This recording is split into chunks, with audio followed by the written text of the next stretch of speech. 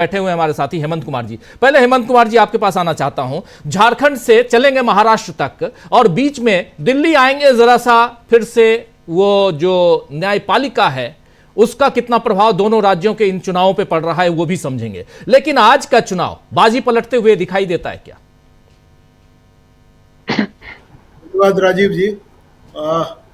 झारखंड में जो हुआ है आप सबको पता है कि झारखंड का जो चुनाव है वो दो नैरेटिव वहाँ पर काम कर रहा था। एक था जल जंगल जमीन का सवाल, जो आदिवासियों का सवाल है, झारखंडी अस्मिता का सवाल, आदिवासियों की अस्मिता का सवाल, और दूसरा बीजेपी और आरएसएस की ओर से बनाया गया नैरेटिव जो था घुसपैठ का सवाल, रोटी ले जाएंगे, बेटी ले जाएंगे, जमीन छीन लेंगे। ये नैरेटिव नीचे से लेकर के ऊपर तक प्रधानमंत्री जी भी यही बात कर रहे थे और अमित शाह जी ये बात कर रहे थे, वहां पर हेमंत बिस्व शर्मा जो है वो भी यही बात कर रहे थे।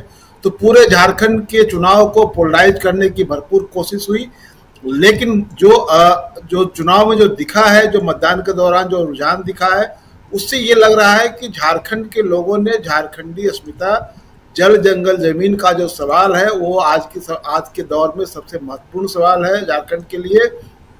और आदिवासियों ने इस बात को, और उस इलाके में रहने वाले जो मेहनतकश लोग हैं उन्होंने इस बात को मजबूती से समझा है और इस आधार पर वहाँ का चुनाव जाता हुआ दिख रहा है।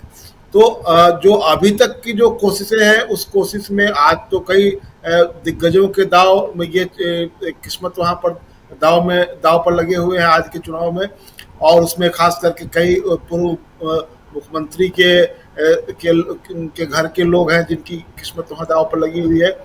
लेकिन एक चीज जो सबसे जो महत्वपूर्ण जो दिखाई दी है कि जो हम लोग पहले भी चर्चा करते रहे हैं कि जो कल्पना सोरेन का जो फैक्टर था उस फैक्टर ने काफी वहाँ पर काम किया है, और खास करके आदिवासी महिलाओं में इंडिया अलायंस के लिए, जेएमएम के लिए बहुत अधिक कल्पना सोरेन का फैक्टर काम किया है। और ये मुझे लगता है कि अगर झारखंड के चुनाव का टर्निंग पॉइंट अगर खोजा जाए तो उसमें कल्पना सोरेन एक बहुत बड़ा फैक्टर साबित होंगी। और खास करके एक ऐसे मौके पर जब हेमंत सोरेन को जेल भेजा गया था और उनकी वापसी हुई, उसके पहले कल्पना सोरेन ने जिस तरह से कमान संभाली और उन्होंने अपने आप को इवॉल्व किया, तो उसने एक तरह से वो पूरी तरह से अपनी राजनीतिक जो हैसियत है उसको एस्टेब्लिश किया वहां पर उन्होंने। वो रोती गाती हुई नजर नहीं आई। तो इससे मैं बता रहा हूं कि झारखंड में इस बार जो हेमंत सोरेन, आप उसको कोई कह सकता है कि विक्टिम कार्ड हेमंत सोरेन खेल रहे थे या कल्पना सोरेन, मैं नहीं समझता हूं कि यह विक्टिम कार्ड था, बल्कि एक तरह से जो झारखंडी अस्मिता का सवाल है ये इस चुनाव में महत्वपूर्ण बना, और जो घुसपैठ का जो सवाल बनाया जा रहा था वह एक तरह से बुमरैंग करता हुआ दिखा, क्योंकि ये आम लोग पूछ रहे थे कि झारखंड कोई बॉर्डर स्टेट नहीं है, अगर इसके बावजूद किसी तरह का कोई घुसपैठ है, कोई डेमोग्राफिक चेंज अगर हो रहा है तो उसको लेकर के केंद्र सरकार क्या कर रही है। तो सवाल ये केंद्र सरकार पर ही पलट कर चला गया, और यहाँ पर हेमंत बिस्व शर्मा को जो प्रयोग करने के लिए भेजा गया था वो प्रयोग सफल होता हुआ मुझे नहीं दिख रहा है। दूसरी बात की यह चुनाव अन्य चुनावों की तरह बीजेपी और मोदी जी के रिजीम में जिस तरह से चुनाव हो रहे हैं कि यहाँ अब जो चुनाव लड़ना होता है विपक्ष को, वो सिर्फ बीजेपी के उम्मीदवारों से नहीं, बीजेपी गठबंधन के उम्मीदवारों से नहीं, बल्कि उसको ईडी, सीबीआई, आईटी, इन तमाम लोगों से चुनाव लड़ना होता है, और ECI, election commission of India ji. आज आप देखिए कि प्रधानमंत्री जी आज बिहार में भी थे, दरभंगा में एम्स दूसरे एम्स की आधारशिला रखने के लिए आए थे। बिहार में भी 4 जगहों पर उपचुनाव हो रहा था। प्रधानमंत्री जी यहाँ आकर के वही एम्स है क्या जिसकी घोषणा कर दिए थे वहां पे ऑलरेडी? ये वही एम्स है क्या जो चालू हो गया था जहाँ इलाज भी चल रहा था? लोकसभा चुनाव के दौरान इन्होंने कहा था कि ये तो अब बिहार को दूसरा एम्स मिल गया है, चालू हो गया है, देखिए हमने ये कर दिया, वो कर दिया। खैर उसी का शिलान्यास करने वो आए थे, और झारखंड में आज 2 जगहों पर वो गए।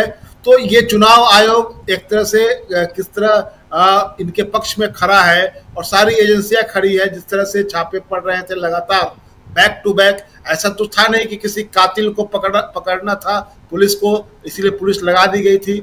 आईटी, सीबीआई, ईडी का जब रेड पड़ता है तो स्वाभाविक तौर पर यह है कि अगर आप चुनाव के दौरान इस तरह के छापे डाल रहे हैं तो आपका मकसद ये है कि आप लेवल प्लेइंग फील्ड को खत्म करना चाहते हैं। और ये हो रहा था, क्योंकि प्रचार तो यही चल रहा था कि देखिए रुपए के ढेर पर बैठा हुआ है ये इंडिया अलायंस, ये झारखंड मुक्ति मोर्चा के नेता। तो प्रधानमंत्री जी बोल रहे थे, अमित शाह जी बोल रहे थे ये बात, और रुपए का ढेर निकालने के लिए ईडी, सीबीआई इन लोगों को लगा दिया गया था, आईटी को लगा दिया गया था। तो ये पूरा मैं जो कह रहा था कि पूरा चुनाव एक तरह से जो मोदी रजीम में जो चुनाव हो रहा है, जिसमें कि लेवल प्लेइंग फील्ड पूरी तरह खत्म कर दिया गया है, और आपको उम्मीदवार के साथ साथ सीबीआई, ईडी, आईटी और इलेक्शन कमीशन ऑफ इंडिया, इन सब से आप अगर पार पाएंगे तब आप चुनाव जीत पाएंगे।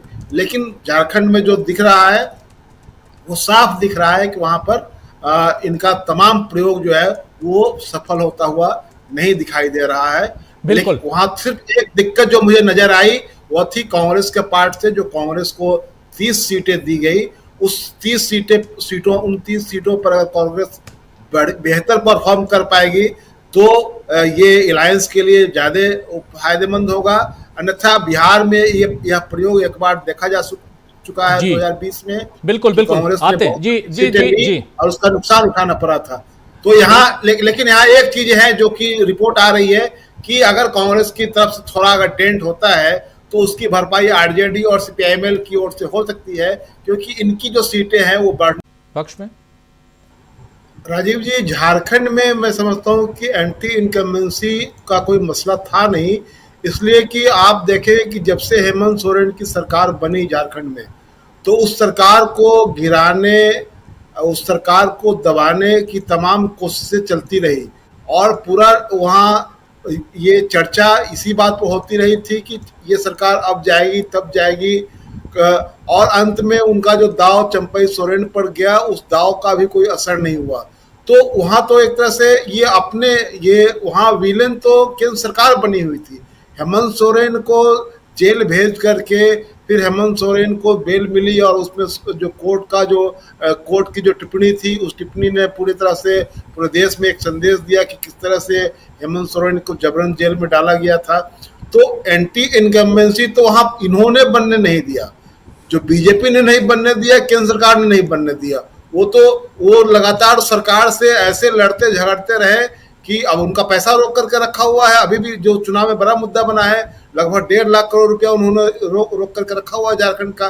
तो ये सवाल तो केंद्र सरकार के पाले में चला गया। एंटी इनकम्बेंसी मैं समझता हूँ कि वहां पर बीजेपी और केंद्र सरकार को लेकर के थी झारखंड में। हेमंत सोरेन को लेकर के एंटी इनकम्बेंसी का मसला बनने ही नहीं दिया। इन्होंने सरकार को वहां पर चलने नहीं दिया। आप समझ लीजिए कि चुनाव की घोषणा हो, उसके बाद क्या हुआ, इन्होंने चीफ सेक्रेटरी बदलवा दिया, इन्होंने डीजीपी बदलवा दिया। अब ये एक शिकायत लेकर चले जाते थे, उस पर चुनाव आयोग तत्काल कार्रवाई करना शुरू कर देता था। तो ये पूरा जो इनके कामकाज करने का जो तरीका था, वो तो ये एक तरह से उस सरकार को न चलने देने की स्थिति इन लोगों ने बना रखी थी। तो एंटी इनकम्बेंसी मैं समझता हूँ कि वहाँ कोई बड़ा फैक्टर नहीं था। जी एंटी इनकम्बेंसी बड़ा फैक्टर नहीं है, तो